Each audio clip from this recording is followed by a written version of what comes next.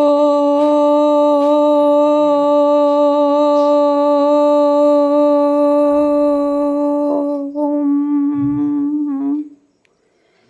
শান্তি।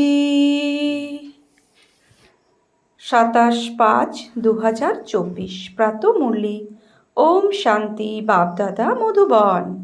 আজকের বাপদাদার অমূল্য মহাবাক্য হলো, মিষ্টি বাচ্চারা, স্মরণে থেকে খাবার তৈরি করো, তাহলে যে খাবে তার হৃদয় শুদ্ধ হয়ে যাবে। তোমরা ব্রাহ্মণ, তোমাদের খাবার খুব শুদ্ধ হওয়া উচিত। প্রশ্ন: সত্য যুগে তোমাদের দ্বারে কখনো কালের আগমন হয় না কেন? বলছে, সত্য যুগে তোমাদের দ্বারে কখনো কালের আগমন হয় না কেন? উত্তর: কারণ সঙ্গমে তোমরা বাচ্চারা বাবার দ্বারা জীবিত অবস্থায় মরতে শিখেছ। যারা এখন জীবিত থেকে মরতে জানে তাদের দোরগোড়ায় কখনো কালের আগমন হয় না। তোমরা এখন এসেছো মরার কায়দা শিখতে। সত্যযুগ হলো অমর লোক, সেখানে কাল কাউকে গ্রাস করে না। রাবণ রাজ্য হলো মৃত্যুলোক, তাই এখানে সবার অকালে মৃত্যু হতেই থাকে। তো বাবা প্রথম দিনের কোর্সে আমাদের প্রথম দিনে আত্মার পাঠ পাক্কা করিয়েছে। হাঁটতে চলতে ফিরতে আমি এক চৈতন্য শক্তি আত্মা। তাহলে আত্মা যদি হয়ে আত্মার তো মৃত্যু হয় না। তো যত আমরা আত্মা চৈতন্যতে থাকবো তত আমাদের কাল খেতে পারবে না, তাই না? তো অকাল হওয়ার বা অমর হওয়ার কায়দা বাবা শিখিয়েছেন। ওম শান্তি। মিষ্টি মিষ্টি বাচ্চারা প্রদর্শনী দেখে আসে, তো বুদ্ধিতে সেই সব স্মরণে থাকা উচিত। আমরা কিভাবে শূদ্র ছিলাম আর এখন ব্রাহ্মণ হয়েছি, তারপর দেবতা, সূর্যবংশী, চন্দ্রবংশী হব। শূদ্র অর্থাৎ লো ভাইব্রেশন, মন মানসিক দিক থেকে খুবই নিচু। হ্যাঁ, তো তাদেরকে শূদ্র বলা হয়। শূদ্র কোনো জাত হিসাবে নয়, শূদ্র ভাব থেকে হয়। তো আমাদের ভাব অতি নিম্নতম হয়ে গেছিলো, তাই সেই হিসাবে আমরা শূদ্র ছিলাম। আর এখন ব্রাহ্মণ সব থেকে উঁচু, অর্থাৎ ব্রহ্মজ্ঞান আমাদের মধ্যে ভগবান দিচ্ছেন, যাতে করে আমরা ব্রাহ্মণ হয়েছি, ব্রহ্মার মুখের বংশের সন্তান হয়েছি, মুখবংশা বলি। তো তাই আমরা ব্রাহ্মণ হয়েছি। তারপরে কি হব? দেবতা, সূর্যবংশী, চন্দ্রবংশী হব। এই সঙ্গমযুগী মডেল প্রদর্শনীতে রাখতে হবে। কলিযুগ এবং সত্যযুগের মাঝখানে এখন এটা হলো সঙ্গম যুগ। এতএব সঙ্গমযুগী মডেল মাঝখানে থাকবে। তাতে 15-20 জন শ্বেত পোশাকধারীদের তপস্যারত বসানো উচিত। যেমন সূর্যবংশী দেখানো হয়, তো চন্দ্রবংশীও দেখাতে হবে। এমন তৈরি করতে হবে যাতে মানুষ বুঝতে পারে এই তপস্যা করেই এমন দেবতা স্বরূপে পরিণত হওয়া যায়, তাই না? তো বাবা বলছে, যেমন তোমাদের প্রথম দিকের চিত্র রয়েছে সাধারণ তপস্যারত এবং ভবিষ্যতের রাজ্যপদ, তেমনভাবেই এটিও তৈরি করতে হবে। তাহলেই তোমরা বোঝাতে পারবে তপস্যারত এবং ভবিষ্যতের রাজ্য পদের। তেমনভাবে এটিও তৈরি করতে হবে, তাহলেই তোমরা বোঝাতে পারবে তপস্যারত ব্রাহ্মণরাই দেবতায় পরিণত হয়। অ্যাকুরেট দেখাতে হবে আমরা ব্রহ্মা কুমার কুমারীরা রাজযোগ শিখে এমন স্বরূপে পরিণত হই। সুতরাং সঙ্গম যুগ অবশ্যই দেখতে হবে।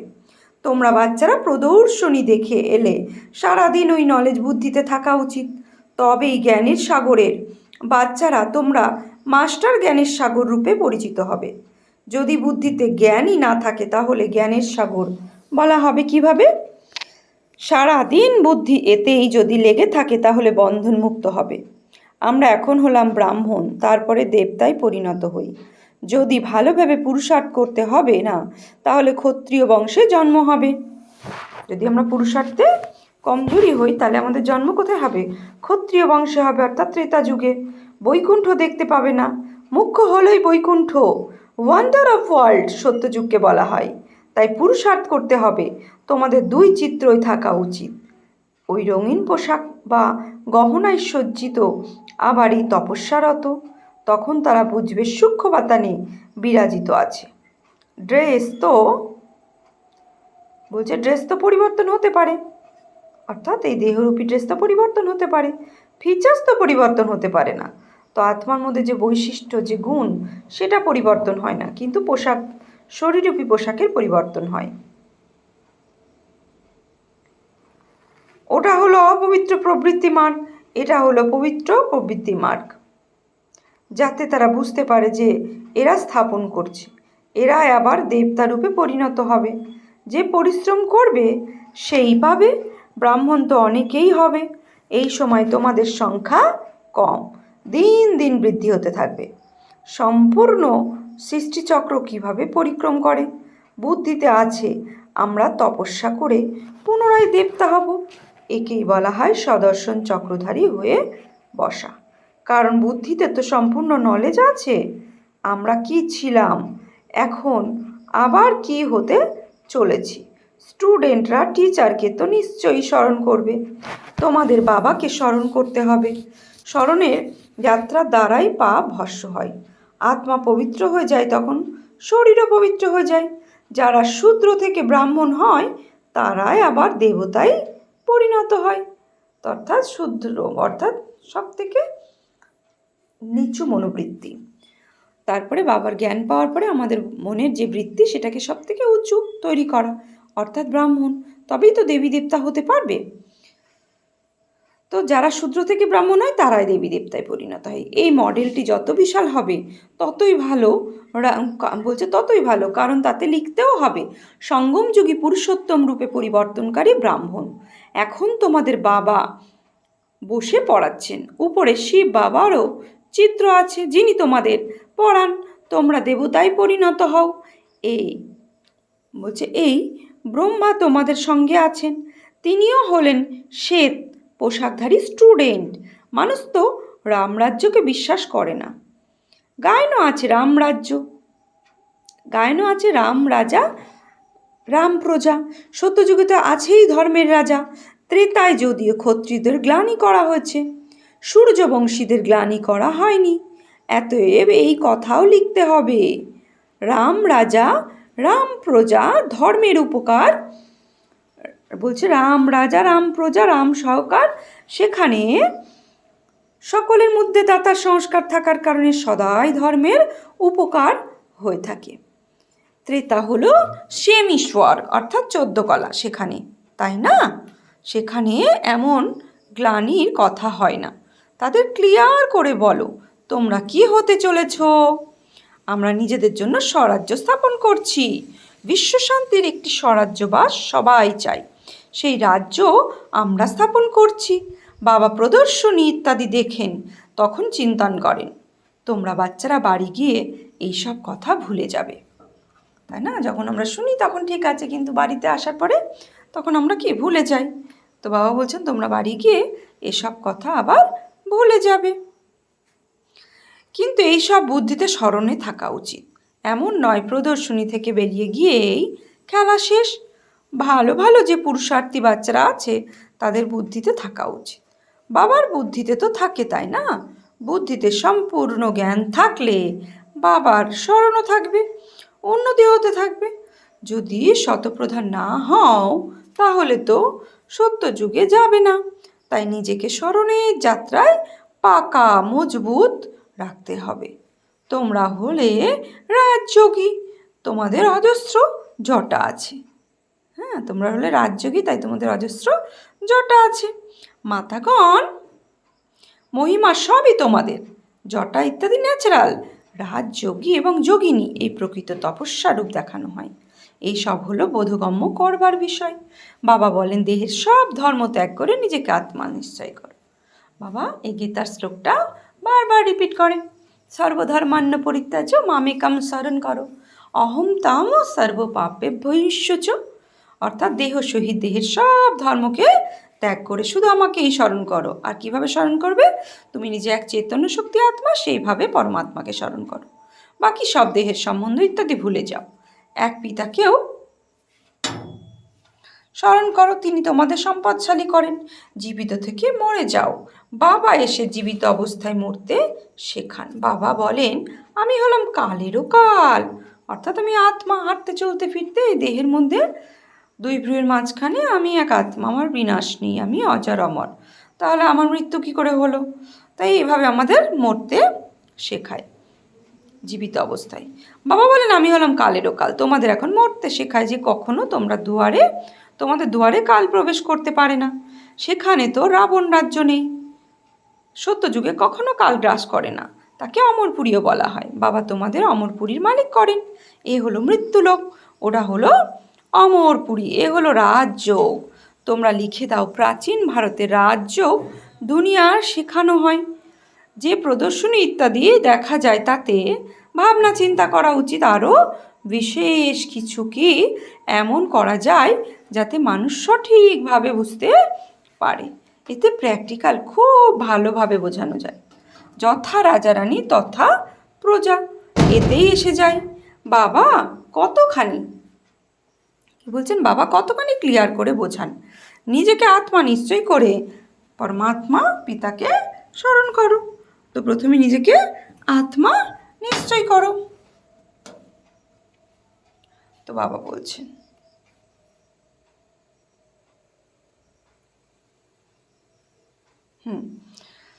মূল রূপে এতেই জোর দেওয়া উচিত। বিশ্বে পবিত্রতা সুখ শান্তি কীভাবে স্থাপন হচ্ছে এসে বুঝে নাও। তোমরা নিজেদের জন্যই করো, যত পরিশ্রম করো তত পদ মর্যাদা প্রাপ্ত হয়, তাও নম্বর অনুযায়ী। এও দেখাও নম্বর অনুযায়ী কিভাবে তৈরি হয়। প্রজাও দেখবে, বলছে প্রজাও দেখাও। তো ধনী প্রজা, সেকেন্ড গ্রেড, থার্ড গ্রেড প্রজাও দেখাও। এমন সঠিকভাবে বানাও যাতে ভালোভাবে বোঝাতে পারো। পরিশ্রম তো করতে হবে, সময় কম আছে, জ্ঞান হলো তোমাদের জন্য। তোমরা প্রদর্শনী এমনভাবে বোঝাও যাতে মানুষ বুঝতে পারে তোমাদের একমাত্র শিব পিতাকেই স্মরণ করো, তাই না? আমাদের একমাত্র শিব পিতাকে স্মরণ করতে হবে, তবেই আমরা এমন হতে পারবো। তা না হলে আমরা ভক্তিমার্গে এসে যাব। তোমরা হলে মহারথী বাচ্চা, তোমাদের বুদ্ধি চলতে থাকে। বলছে মিলস অর্থাৎ ভাই ভালো ভালো আছে। 1 নম্বরে হলো জগদীশ। তো জগদীশ ভাইয়ের নাম বাবা উল্লেখ করেছেন, যিনি আমাদের 250 বুকস, ব্রহ্মাকুমারীর 250 লিটারেচার ছেপেছেন। তো জগদীশ যে ম্যাগাজিন তৈরি করে, ব্রিজমোহনের লেখার ভালো শখ আছে। ব্রিজমোহন দাদার কথা বলেছে, হ্যাঁ, ব্রিজমোহন ভাই সাহেব। তো লেখার ভালো শখ আছে। তৃতীয় কেউ বেরিয়ে আসবে হয়তো। প্রত্যেকটি কথা তোমরা ক্লিয়ার করতে থাকবে দিন দিন। বাবা হলেন জ্ঞানের সাগর, পরমাত্মায় তো জ্ঞান ভরা আছে, তাই না? যেমন গীত শোনো তোমরা, সম্পূর্ণ রেকর্ড করা আছে। বলছে যেমন গীত তোমরা শোনো, তো সম্পূর্ণটা রেকর্ডে ভরা আছে। এও একই কথা, বাবার কাছে যা কিছু আছে সেসব প্রাপ্ত থাকবে ড্রামা অনুযায়ী। তো এই কথা আমার বাচ্চাদের বুদ্ধিতে চলা উচিত। তোমরা যে কাজই করো, হাত দিয়ে রন্ধন করো, বুদ্ধি যেন শিব বাবার কাছে থাকে। ব্রহ্মা ভোজনও পবিত্র চাই। ব্রহ্মা ভোজনই হলো ব্রাহ্মণদের ভোজন। ব্রাহ্মণরা যত যোগযুক্ত হয়ে ভোজন রন্ধন করে ততই সেই ভোজন শক্তি সম্পন্ন হয়। গায়না আছে, দেবতারাও ব্রহ্মা ভোজনের মহিমা বর্ণনা করে, যার দ্বারা হৃদয় শুদ্ধ হয়। তো ব্রহ্মা বাবাও এমনও হওয়া উচিত, এখন নেই। এখন যদি এমন হয়ে যায় তাহলে তো তোমাদের সংখ্যা অনেক বৃদ্ধি হয়ে যাবে। কিন্তু ড্রামা অনুসারে বাবা কি বলছেন, কিন্তু ড্রামা অনুযায়ী ধীরে ধীরে বৃদ্ধি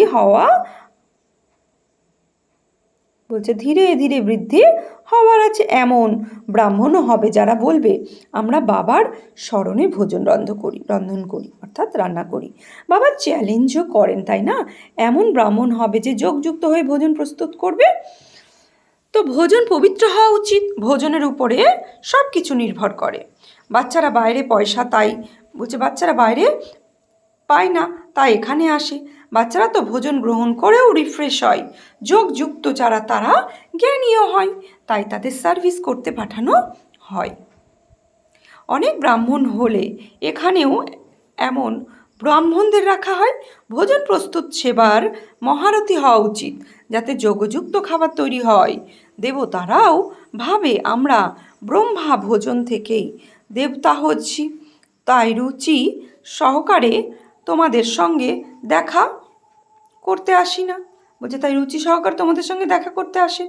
তোমাদের সঙ্গে কিভাবে মিলন হয়, এও তো ড্রামার যুক্তভাবে রয়েছে। সূক্ষ্মবার্তা ইনি এবং উনি দুজনেই মিলিত হন। এও ওয়ান্ডারফুল সাক্ষাৎকার, ওয়ান্ডারফুল নলেজ, তাই না? তাই সাক্ষাৎকারও ওয়ান্ডারফুলের অর্থ পূর্ণ। ভক্তি মার্গে সাক্ষাৎকারের জন্য খুব পরিশ্রম করতে হয়। নধা ভক্তি করে শুধুমাত্র দর্শনের জন্য। তারা ভাবে দর্শন হলেই আমাদের মুক্তি হবে। তারা কি জানে এই যে পড়াশুনো করে দেবতারা, বলছে এই যে পড়াশুনো করে দেবতারা এমন পদমর্যাদা প্রাপ্ত করেছে, তারা সূর্যবংশী চন্দ্রবংশী হয়েছে। এই পড়াশুনোর দ্বারাই হয় না। বলছে এই পড়াশুনোর দ্বারা এত যে চিত্র তৈরি করেছে, যেসব যদিও কিছুই, বলছে সেসব যদিও কিছুই হয় না। এই সব হলো ভক্তিমার্গের বিস্তার। বড় বিশাল এই বলছে কারবার। এখন জ্ঞান ও ভক্তির রহস্য তোমরা বুঝেছ। এই সব বাবাই বসে বোঝান। কে বোঝান? শিব বাবা এসে বোঝান। তিনি হলেন স্পিরিচুয়াল ফাদার, অর্থাৎ আত্মার পিতা। তিনি হলেন জ্ঞানের সাগর। কল্প কল্প পুরনো দুনিয়াকে নতুন দুনিয়ায় পরিণত করা, রাজযোগের শিক্ষা প্রদান করা সবাই বাবার কর্তব্য। বলছে সবই বাবার কর্তব্য, কিন্তু গীতায় শুধু নাম পরিবর্তন করা হয়েছে। বাবা বোঝান এক কল্পকল্পেও খেলা, বা কি বোঝান? এও কল্পকল্পের খেলা। আমরা ঘর থেকে অর্থাৎ পরমধাম থেকে এখানে আসি পার্ট প্লে করতে। বৃক্ষের বিষয়টি নিয়েও বুদ্ধি চলা উচিত। কাকে কিভাবে বোঝানো যায়? তারা জিজ্ঞাসা করে আমরা কি স্বর্গে আসবো না? বলো তোমাদের ধর্মস্থাপক তো স্বর্গে আসেন না। বলছে উনি যদি আসেন তবে তোমরাও আসবে। প্রত্যেকটি ধর্মের নিজস্ব সময় পার্ট আছে। এই ভ্যারাইটি ধর্মের নাটক নির্দিষ্ট আছে, তৈরি করা খেলা। এতে কিছুই বলার প্রয়োজন থাকে না। মুখ্য ধর্ম দেখানো হচ্ছে, এই কথা তো বাচ্চারা জানে। এই চিত্র ইত্যাদি কিছুই নতুন নয়। কল্প কল্প এই একই রকমভাবে চলবে। অনেক রকমের বিঘ্ন উৎপন্ন হয়, মারপিট ইত্যাদি বিঘ্ন পড়ে, তাই না? বাচ্চাদের কত যুক্তি দিয়ে বোঝানো হয়। বলো ভগবান আছে, ভগবানও বাঁচো, তাই না? কাম হলো মহাশত্রু। এখন এই কলিযুগে দুনিয়ায় বিনাশ হবে, দেবতা ধর্ম স্থাপক হচ্ছে। তাই বাবা বলেন বাচ্চারা তোমরা পবিত্র হও, কাম বিকারকে পরাজিত করো। এই বিষয়ে ঝগড়া হয়, তোমরা বড় বড় মানুষদের বোঝাও। গভর্নরের নাম শুনে সবাই আসবে, তাই যুক্তি রচনা করা হয়। হতে পারে তার মধ্যে অনেকে আসবে, হতে পারে তার মধ্যে কেউ ভালোভাবে বুঝবে। বড় বড় মানুষের নাম শুনে অনেকে আসবে। এই প্রসঙ্গে অন্য কোনো বড় মানুষ চলে আসতে পারেন, যদিও কাজটি খুবই মুশকিল। বাবা কতবার দেখেন বাচ্চারা যাকে দিয়ে উদ্ঘাটন করাবে, প্রথমে তাকে অবশ্যই বোঝানো হয় এইভাবে মানুষ থেকে দেবতা হতে পারে, বিশ্বে শান্তি হতে পারে। স্বর্গে এই বিশ্বের শান্তি ও সুখ ছিল, এমনভাবে ভাষণ দাও এবং তার সঙ্গে খবরের কাগজেও ছাপা হলে তোমাদের কাছে অনেক মানুষ আসতে থাকবে যে তোমরা ঘুমানোর সবটুকু পাবে না। বলছে তোমরা ঘুমানোর সময়টুকু পাবে না, ঘুম ত্যাগ করতে হবে। সার্ভিসের দ্বারা যোগের দ্বারা শক্তি প্রাপ্ত করো, কারণ এ হলো তোমাদের উপার্জন। যার উপার্জন হয় তার কখনো ঘুম পায় না, সে কখনো ঘুমিয়ে পড়ে না। উপার্জন করে এমন পেট ভরে যায় যে তার আর ঘুম আসে না। একরকম নিয়মিত হয়ে যায়। তোমরাও বিশাল উপার্জন করো। যাদের দেউলিয়া হওয়ার থাকে তারা ঘুমায়, যারা ভালো রকম বোঝে স্মরণে থাকে তাদের ঘুম পাবে না। যদি আত্মিক পরিজন স্মরণে আসে তো ঘুম পাবে, আত্মীয় পরিজন স্মরণে আসে তো ঘুম পাবে। এই সবই প্রমাণ চিহ্ন। স্বর্গে তোমাদের ঘুম পাবে না। বাবার কাছে উত্তরাধিকার প্রাপ্ত করে ওঠা বসা শোয়া সবই নিয়ম অনুযায়ী অ্যাকুরেট। আত্মা লিভার হয়ে যায়, তো এখন সিলিন্ডার হয়েছে, তাকে লিভার বানাতে হবে। তো সিলিন্ডার, লিভার ইত্যাদি হলো ঘড়ির নাম। এখন কেউ তৈরি করতে পারে, কেউ পারে না। আচ্ছা, মিষ্টি মিষ্টি হারানি দিয়ে বাচ্চাদের প্রতি মাত পিতা বাপ দাদা স্মরণে স্নেহ সুমন আর সুপ্রভাত। আত্মাদের পিতা তার আত্মারূপী বাচ্চাদের জানাচ্ছি নমস্কার। আমরা আত্মারূপী বাচ্চারা আত্মারূপী বাপ দাদাকে জানাচ্ছি নমস্কার, সুপ্রভাত, ধন্যবাদ। ধারণার জন্য মুখ্য সার বন্ধন মুক্ত হতে বা নিজের উন্নতি করার জন্য বুদ্ধি সদা জ্ঞানে ভরপুর রাখতে হবে। মাস্টার জ্ঞানের সাগর হয়ে সদর্শন চক্রধারী স্বরূপে স্মরণ করতে হবে। দুই নিদ্রাজিত হয়ে স্মরণের শক্তি ও সেবার শক্তি জমা করতে হয়। উপার্জন জমা করার সময় কখনো আলস্য অনুভব করবে না, ঘুমে ঢুলতে থাকবে না। বরদান, সমগ্র বিশ্বে ঈশ্বরীয় পরিবার স্নেহের বীজ বপনকারী বিশ্ব সেবাধারী ভব। তোমরা বিশ্ব সেবাধারী বাচ্চারা সমগ্র বিশ্বের ঈশ্বরীয় পরিবারের স্নেহের বীজ বপন করছো। যদি কেউ আস্তিক হয় তো অথবা আস্তিক সবাইকে অলৌকিক ও ঈশ্বরীয় স্নেহের নিঃস্বার্থ স্নেহের অনুভূতি করানোই হলো বীজ বপন করা। তো এই বীজ সহযোগী হওয়ার বৃক্ষ সতই জন্ম দেয় আর সময় অনুসারে সহযোগী হওয়ার ফল দেখা যায়। কেবল কোনো ফল তাড়াতাড়ি অঙ্কুরিত হয়, আবার কোনো ফল কি সময় অনুসারে অঙ্কুরিত হয়। তো আত্মারূপী ফলের কথা বলছে, তো আত্মারূপী অঙ্কুরের কথা বলছে, বীজের কথা বলছে। কখনো তাড়াতাড়ি সে বুঝে যায়, কখনো দেরি করে বোঝে। স্লোগান, ভাগ্য বিধাতা বাবাকে জানা চেনা আর ডাইরেক্ট বাচ্চা হয়ে যাওয়া, এটাই হলো সব থেকে বড় ভাগ্য। তো আমরা হলাম অতি ভাগ্যবান আত্মা। ওম শান্তি।